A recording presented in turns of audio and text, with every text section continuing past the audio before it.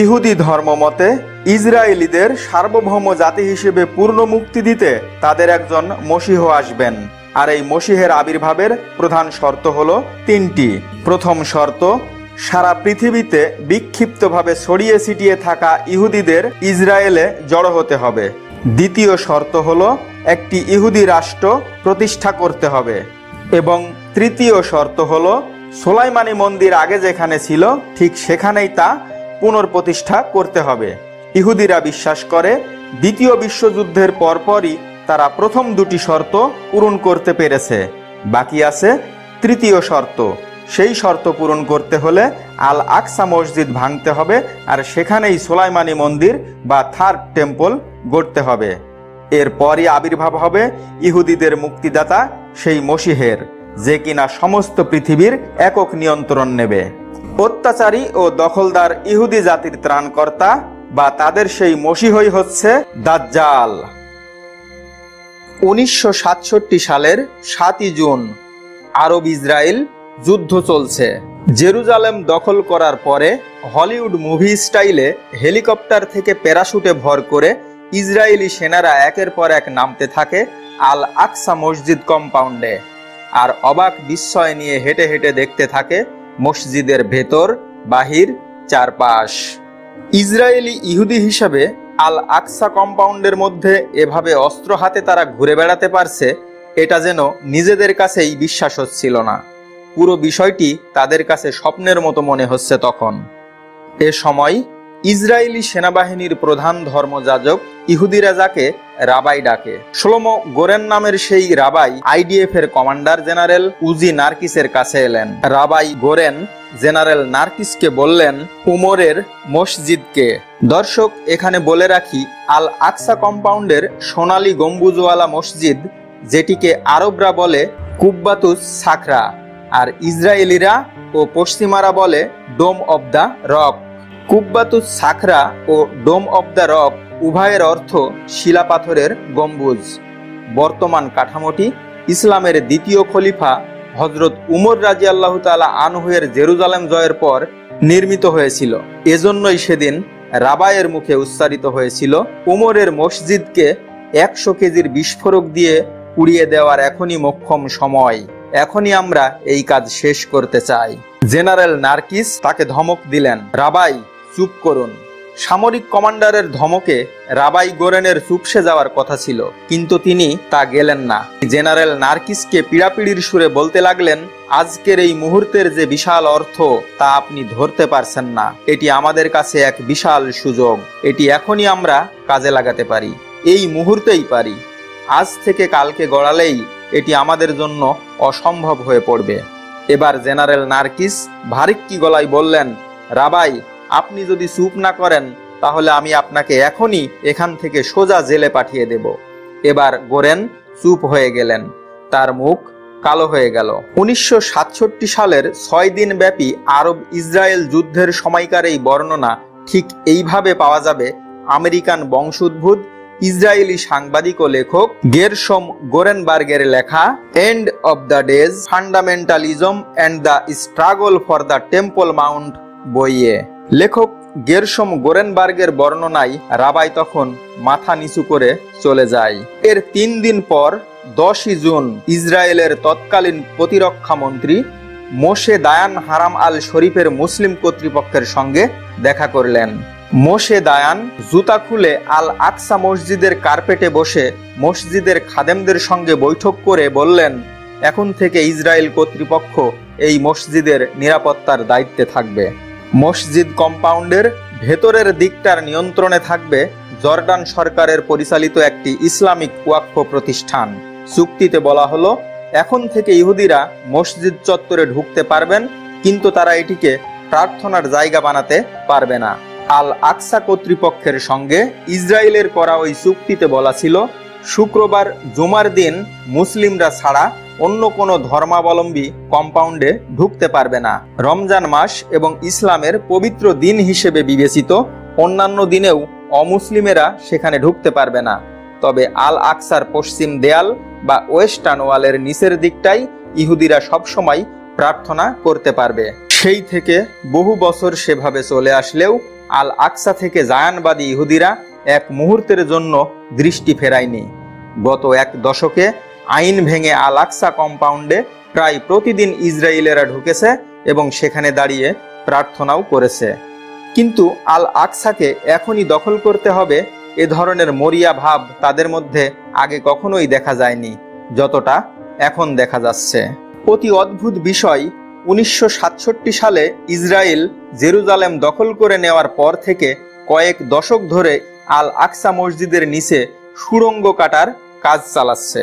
আল আকসার নিচে কিং সলোমনের বা ইসলামের পয়গম্বর সুলাইমান আলাইহিস সালামের সমাহিত দেহ কিংবা ইহুদিদের ধর্মগ্রন্থ তাওরাতে উল্লেখিত সুলাইমানি সিন্দুক থাকতে পারে এমন একটি অস্পষ্ট ঐতিহাসিক ভাষ্যকে সামনে এনে প্রত্নতত্ত্বের দোহাই দিয়ে তারা এই কাজ করে যাচ্ছে। ওয়েস্টার্ন ওয়ালের পাশ দিয়ে এই সুড়ঙ্গ কাটা হয়েছে, যা 1996 সালে প্রথম খুলে দেওয়া হয়। মোট 12টি সুড়ঙ্গ সেখানে কাটা হয়েছে। এসব সুড়ঙ্গের দৈর্ঘ্য নাকি প্রায় 450 মিটার। অর্থাৎ মাটির ওপরে আমরা যে আল আকসা কম্পাউন্ড দেখতে পাই, সেই কম্পাউন্ডের নিচে, বিশেষ করে সোনালী গম্বুজের ডোম অব দ্য রকের নিচে প্রায় পুরো এলাকা খুঁড়ে ফেলা হয়েছে। সেখানে ভূগর্ভস্থ ঘরে ইসরায়েলের মন্ত্রিসভার একাধিক বৈঠকও হয়েছে। এই খনন কাজ চালায় ইসরায়েলের প্রত্নতত্ত্ব বিভাগ। ফিলিস্তিনি কর্তৃপক্ষ বলছে এই খোঁড়াখুড়িতে আল আকসার কাঠামো দুর্বল হয়ে গেছে, সামান্য ভূমিকম্প হলে সেটি ধসে পড়তে পারে। গত বছরের 21শে মে নেতানিয়াহুর সরকার আল আকসার নিচে ভূগর্ভস্থ ঘরে মন্ত্রিসভার বৈঠক করেছে। যে সুড়ঙ্গটি আল আকসার আল বুরাক প্রাচীরের বা পশ্চিম প্রাচীর বা ওয়েস্টার্ন ওয়ালের নিচে অবস্থিত। মন্ত্রিসভার ওই বৈঠকে খোদ প্রধানমন্ত্রী বেনিয়ামিন নেতানিয়াহু ফিলিস্তিন কর্তৃপক্ষের প্রেসিডেন্ট মাহমুদ আব্বাসের প্রসঙ্গ টেনে দম্ভ করে বলেন, কয়েকদিন আগে আপনি বলেছিলেন জেরুজালেম এবং আল হারামের সঙ্গে ইহুদি জনগণের সম্পর্ক নেই। তাই আমি আপনাকে বলছি, আপনি দেখুন, আমরা জেরুজালেম ও আল হারামের পেটের ভেতর বসে আমাদের সভা করছি। তখন ইসরায়েলি দৈনিক মারিবের বরাত দিয়ে মিডল ইস্ট মনিটর জানায়, ওই বৈঠকের সময় ইসরায়েলি মন্ত্রিসভা $1,70,00,000 একটি বড় বাজেট এবং জেরুজালেমের জন্য বেশ কয়েকটি জুডাইজেশন প্রকল্প অনুমোদন করে। এই বাজেট এবং প্রকল্পগুলোর লক্ষ্য আল আকসা মসজিদের নিচে আরও টানেল খনন করতে উৎসাহিত করা, যা অনিবার্যভাবে মসজিদের প্রাচীন কাঠামোকে দুর্বল করে দেবে।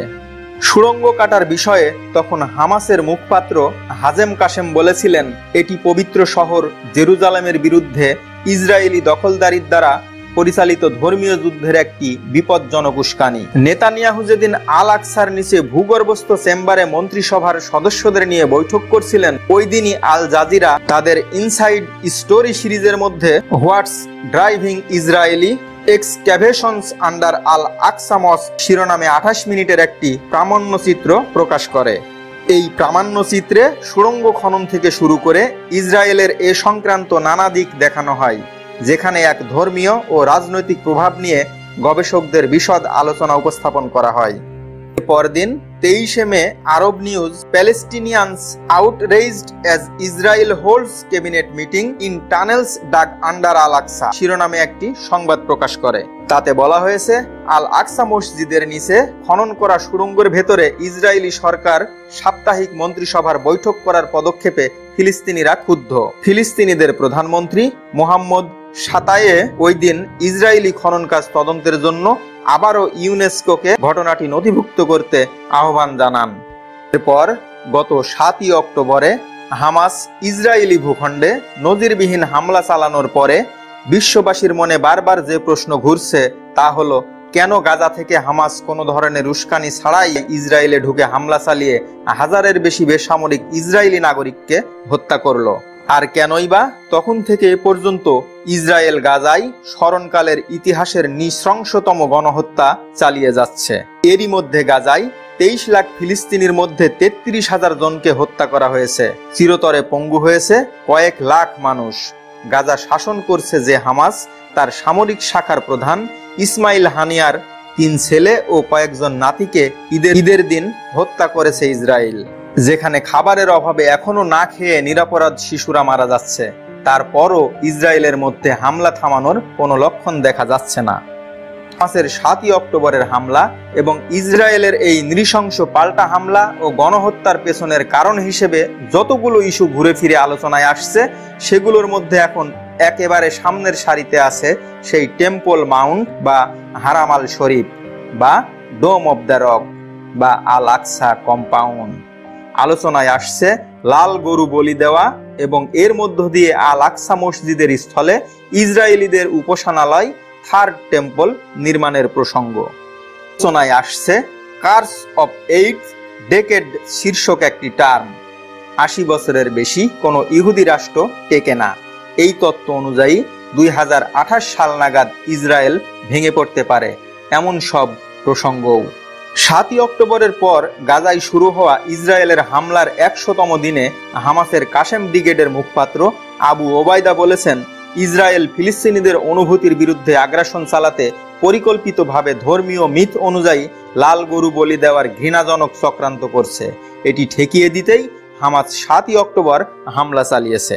এখানে বলে রাখি, আল আকসা চত্বরে থাকা ডোম অব দ্য রক ধ্বংস করে সেখানে থার্ড টেম্পল নির্মাণের জন্য ইসরায়েলের একটি শক্তিশালী গোষ্ঠী যে আন্দোলন করে আসছে, তার সঙ্গে লাল গরু বলি দেওয়ার একটি আনুষ্ঠানিকতার বিষয় আছে। আল আকসার স্থলে থার্ড টেম্পল নির্মাণের আন্দোলনে যুক্ত ইসরায়েলিদের বিশ্বাস অনুযায়ী সেখানে তৃতীয় মন্দির না গড়লে ইসরায়েলের ত্রাণকর্তা বা মসীহ আবির্ভূত হবেন না। আর সেই মন্দির গড়তে হলে ইহুদিদের পবিত্র হতে হবে। তার জন্য তাওরাতে উল্লেখিত বৈশিষ্ট্যের লাল গরু বলি দিয়ে সেটি পুড়িয়ে তার ছাই দিয়ে ইহুদিদের পবিত্র হতে হবে। গত অক্টোবরে হামাসের রক্তক্ষয়ী হামলার পর থেকে ইসরায়েল গাজায় টানা হামলা চালিয়ে আসছে, কিন্তু পবিত্র ওই ভূমিতে ইসরায়েল যে যুদ্ধ চালাচ্ছে তার আসল লক্ষ্যবিন্দু বিধ্বস্ত গাজা উপত্যকা নয়। যুদ্ধের আসল কেন্দ্রস্থল গাজা থেকে 77 কিলোমিটার দূরে অবস্থিত জেরুজালেম শহরে। সেই শহরে পৃথিবীর সবচেয়ে পবিত্র এবং সবচেয়ে প্রতিদ্বন্দ্বিতাপূর্ণ একটি পাহাড়ের চূড়ায়।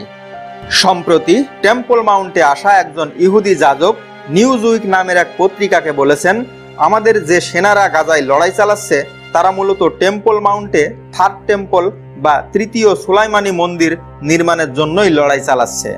গাজায় যুদ্ধ করতে গিয়ে নিহত হওয়া এক ইহুদি সেনার মা, যার নাম মেরিনা সোকল, তিনিও 1300 বছর আগের পুরনো আল আকসা চত্বরে দাঁড়িয়ে বলেছেন, আমরা গাজায় যে যুদ্ধ করছি সেটি গাজা দখল করার জন্য নয়, আমরা যুদ্ধ করছি শুধুমাত্র টেম্পল মাউন্টের জন্য।